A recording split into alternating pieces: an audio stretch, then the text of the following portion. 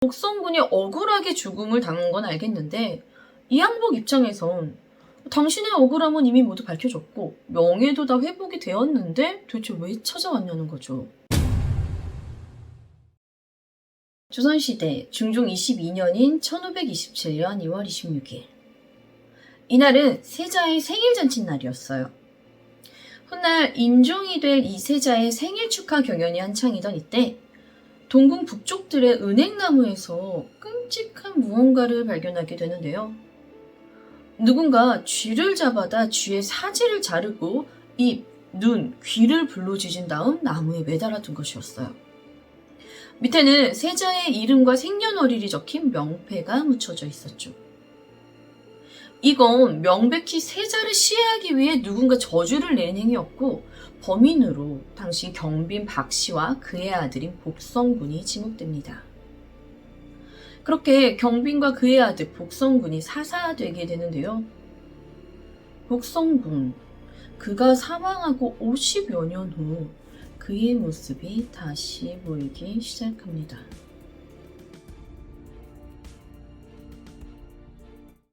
조선 중기의 문신이자 학자인 이항복은 우리가 어렸을 때 위인전을 통해 한 번쯤은 들어봤을 이 오성과 한음의 오성이라는 인물인데요. 이 오성 이항복은 선천적으로 몸이 약해서 젊은 시절 종종 별장에서 머물곤 했다고 해요. 어느 비오는 날 밤, 별장에서 쉬고 있던 이항복은 이날 독서에 열중하고 있었어요.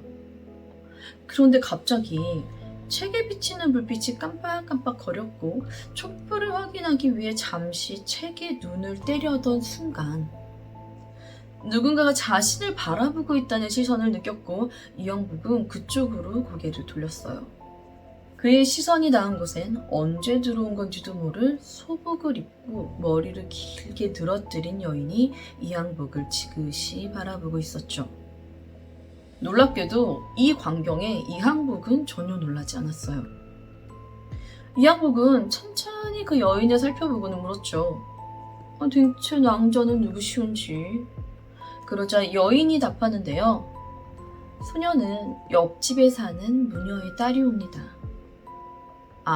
그러니까 이 여인은 사람이었다는 거죠.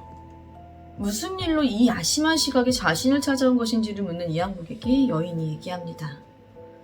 저 아래 어깨 황공하오나 실은 제게 어미처럼 죽은 사람의 영이시였습니다. 그 영은 생전 지체가 높은 분이었는데 도련님에게 꼭 물어보고 싶은 말이 있다 하십니다. 도련님이 허락하시오면 그분의 혼을 불러오고 싶습니다. 라고요. 뜻밖의 얘기였지만 호기심이 매우 강했던 이항복은 그 영을 만나보고 싶다 얘기했고 그 말을 들은 여인이 조용히 물러났다고 해요. 잠시 후 비가 그치자 이항복은 책을 덮고 뒷마루로 나가 뜰에 잠시 나와 있었는데 아까 그 여인이 다시금 호련히 나타났어요. 그런데 이번엔 여인이 혼자가 아니었죠. 이항복이 다가오는 여인을 바라보니 여인의 뒤로 한 사내가 서 있었던 거예요. 이 사내는 수려한 외모에 한눈에 봐도 훌륭한 의복을 걸친 모습이었고 이항복은 정중하게 고개를 숙이고 그 남자를 맞이합니다. 그리고 이 남자에게 묻죠. 이승과 저승의 경계는 구별되어 있는데 어찌하여 여기로 찾아오셨는지. 그러자 이 남자는 슬픈 얼굴로 자신의 이야기를 해줘요. 나는 지금 그저 홀령에 불과하지만 생전 이름은 이미로 복성군이라 하오. 복성군이요? 이거 잠시만 짧게 설명을 드릴게요. 옛날 드라마 중에 여인천하라는 드라마가 있었는데 여기에 나온 사람들 중 외야로 유명했던 이 인물 경빈박 씨의 아들이 복성군이거든요. 그러니까 지금 이항복을 찾아온 귀신의 정체가 복성군이라는 거죠. 자, 그렇다면 이 복성군은 대체 어떤 죽음을 맞이했기에 죽어서도 구천을 떠돌다 이항복을 찾아온 건지 한번 알아보고 넘어가도록 할게요. 그 사건이 시작된 건 1527년, 그러니까 중종 2년 2월 26일이었습니다. 이날은 세자의 생일 잔칫날이었죠. 생일 축하 경연이 한창이던 때 경복궁, 동궁 북쪽들의 은행나무에서 무언가 발견되는데요. 누군가 쥐를 잡아다가 쥐의 사지를 자르고 입, 눈, 귀를 불로 지진 다음 이걸 나무에 매달아둔 끔찍한 것이었어요. 쥐를 발견한 신하들은 쥐를 잡아 이런 끔찍하고 기괴한 형상을 만들어 세자가 머무르는 동궁전 뒤뜰에 매달아 놓은 건 누군가 돼지띠인 세자를 저주하기 위해 돼지와 비슷한 쥐를 잡은 것이라 여겼고, 실제로 쥐가 발견된 이 은행나무 밑둥에서 세자의 생년월일과 세자를 저주하는 글귀가 적힌 나무 조각이 묻혀져 있는 것을 발견하게 돼요.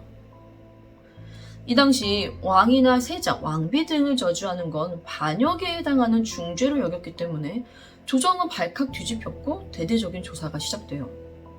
그런데 이 와중에 대략 2, 3일 정도 지난 3월 1일 왕이 머무는 대전 침실의 책장에서도 이 몸이 짓눌려 죽은 쥐가 발견되며 사태가 더욱 악화됩니다. 이때 평소 세자를 눈엣 가시로 생각하던 후궁 경빈 박씨가 지목되면서 경빈 박씨와 더불어 그녀의 아들 복성군이 혐의를 받게 되는데요. 그렇게 경빈 처소의 나인들과 경빈의 사위인 홍녀가 체포되어 신문을 받은 끝에 결국 고문을 이기지 못하고 사건의 배후로 경빈 박씨와 복성군이 있었음을 실토하였고, 그렇게 경빈 박씨와 복성군은 폐위된 후 사약이 내려지며 사사됩니다. 저주글을 적은 것으로 알려진 경빈의 사위 홍녀 역시 곤장을 맞아 죽었고, 경비 박씨 편의 유력한 대신이었던 좌이정, 심정 역시 사사됨을 시작으로 경빈 편에 섰던 세력들을 척결하며 모두 정리하게 되는데, 이걸 작서의 변이라고 부릅니다. 이렇게 세자를 저주한 이유로 사사당했던 복성군이 이항복을 찾아왔다는 건데, 이항복이 의아한 점이 여기였어요. 이 작서의 변이 일어나고 6년 후인 1532년, 당시 유생이었던 이종익이 작서의 변의 진범은 경빈 박씨와 복성군이 아닌 김한로의 아들 김희라는 상소를 올렸지만 이게 묵살되었고, 오히려 투고했던 이종익이 사형을 당해요. 그리고 다음 해인 1533년, 이번엔 세자와 중종을 저주하는 물건이 발견되면서 이미 폐위되었던 복성군과 경빈이 유배지에서 사사되게 돼요. 그런데 그 이후 진범으로 지목된 이 김한로의 집안이 몰락하고 난 이후인 1541년, 그러니까 복성군이 사망한 후 8년이 지나서야 이 새롭게 발견된 저주 물건에 적힌 글씨가 김한로의 아들 김희의 글씨체와 같다는 사실이 밝혀지면서 이미 사사된 복성군의 신원이 복구됩니다. 자, 그러니까 복성군이 억울하게 죽음을 당한 건 알겠는데, 이항복 입장에선 당신의 억울함은 이미 모두 밝혀졌고 명예도 다 회복이 되었는데 도대체 왜 찾아왔냐는 거죠. 자, 복성군이 말하길 궁중은 우리 모자를 위해 제사를 지내주지만 내가 묻고픈 건 백성들이요. 나는 억울하여 저승으로 가지 못하고 이렇게 떠돌며 백성들에게 진상을 밝히고자 하는데 만나는 사람마다 두려워 도망을 가버리니 대체 백성들은 나의 억울함을 어떻게 생각하는지 알 수가 없소 라는 겁니다. 자, 그러니까 복성군은 억울하게 죽음 이 자체가 아니라 나의 무고함을 백성들은 알고는 있는지, 또 이 나의 억울한 죽음을 백성들은 어떻게 생각을 하고 있는지, 이게 더 걱정이었다는 거죠. 이항복은 억울하게 죽은 후에도 백성의 생각을 묻는 이 복성군에게 측은함을 느꼈다고 해요. 그래서 최대한 밝은 목소리로 얘기해주죠. 자, 복성군께서는 안심하십시오. 백성들은 두 분이 억울하게 돌아가신 것에 대해 모두 슬퍼하고 있습니다. 이항복이 민가에서 떠도는 복성군과 경빈의 이야기를 해주는 동안 내내 눈물을 흘리던 복성군은 자신을 데려온 무녀를 시켜 먹음직스러운 과일이 수북히 담겨져 있는 바구니를 건네주며 마지막 이야기를 해주는데요. 당신이 나의 이야기를 들어주고 위로까지 해주어 고맙소. 이제 나의 응어리는 풀렸으니 대단한 것은 아니지만 나의 조그만 답례로 이걸 받아주시오. 그리고 또 하나, 머지않아 나라에 큰 환난이 생길 것이니 주의하길 바라겠소. 라는 말을 끝으로 안개가 사라지듯 이항복의 시야에서 사라져버렸고, 무녀의 딸 역시 이항복에게 인사를 올리고 돌아섰다고 해요. 사라지는 복성군을 향해 예를 갖추던 이항복이 고개를 들었을 땐 주위에 아무도 없었고 과일 바구니 많이 남아 있었다고 합니다. 이번 이야기는 이항복과 복성군이었는데요. 억울하게 죽어야 했던 게 한이 돼서가 아니라 자신의 억울함을 백성들은 알고 있는지, 또 자신의 죽음이 백성들에게는 어떻게 여겨지고 있는지가 걱정이라 이승을 떠나지 못했다는 복성군의 이야기였습니다. 이항복이 복성군의 훈령을 위로해줬어요. 그러니까 이 복성군이 고마움에 답하고자 천기누설을 하나 해주고 갔죠. 복성군이 알려준 곧 들이닥칠 나라의 큰 환난, 그건 뭐였을까요? 이 복성군 귀신의 일이 있고 수년 후 나라에 실제로 큰 전쟁이 일어나게 되는데 바로 임진왜란이었습니다. 이항복이 권율 장군의 사위이거든요. 임진왜란 때 이순신 장군과 함께 큰 공을 세웠던 또 다른 공신인 권율 장군, 또 그의 사위인 오성 이항복은 전장에서 직접 싸웠던 장인인 권율과 달리 당시 임금이었던 선조의 곁에서 선조를 피신시키며 그의 중마고인 한흥과 함께 명나라의 도움을 청한 공을 인정받아 훗날 영의정의 자리까지 오르게 되죠. 마지막으로 이 오성 이항복은 어릴 적부터 한흥과 더불어 총명하고 재치가 넘치며 지혜로움으로 나라를 구한 그의 공로와 더불어 그가 활약했던 분야가 한 가지 더 있는데요. 바로 퇴마였습니다. 실제로 이항복의 퇴마에 관한 이야기가 야담에서 몇 가지 더 존재하는데요. 이번 이야기인 복성군과의 일을 겪은 이후부터 이항복은 귀신을 보는 영함과 귀신을 제압하는 영력이 생겼다고 합니다. 다음 이야기 역시 이항복의 이야기를 다루려고 하는데요.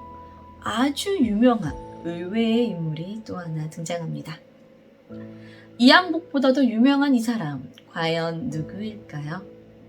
조선시대 중종 22년 세자 저주 사건의 배후로 지목되며 억울하게 죽음을 맞이해야 했던 복성군. 그런 그가 사망하고 약 50여 년 후 자신의 억울함을 풀기 위해 찾아간 인물은 오성과 한음의 오성 이항복이었는데요. 따뜻한 말로 복성군의 한을 달래주며 영력을 얻은 퇴마사 이항복의 이야기는 여기까지입니다. 저는 뉴스패치 유스였습니다. 감사합니다.